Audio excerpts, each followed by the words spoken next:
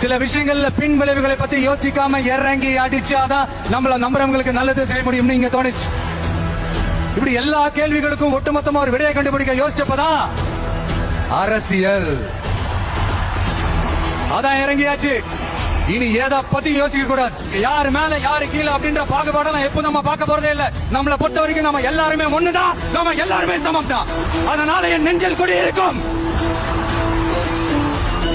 மக்கள் உணர்வுகளை மதிக்க தெரியாத, மக்களுக்கு அடிப்படை சமூக நீதியான பாதுகாப்பை கூட உறுதி செய்ய இயலாத, கூட்டணி கணக்குகளை மட்டுமே நம்பி இருமாப்புடன் 200 வெல்வோம் என்று எகத்தால முழக்கமிடும் மக்கள் விரோத ஆட்சியாளர்களுக்கு என் மக்களோடு இணைந்து நான் விடுக்கும் எச்சரிக்கை. உங்களை மாதிரி விவசாயிகளோட காலடி மண்ணை தொட்டு கும்பிட்டுதான் என்னோட பயணத்தை தொடங்கணும்னு ஒரு முடிவோட தான் இருந்தேன். அதுக்கு சரியான இடம் இதுதான் எனக்கு தோணுச்சு. கதிரன் சட்டம் எப்படி இருக்கு?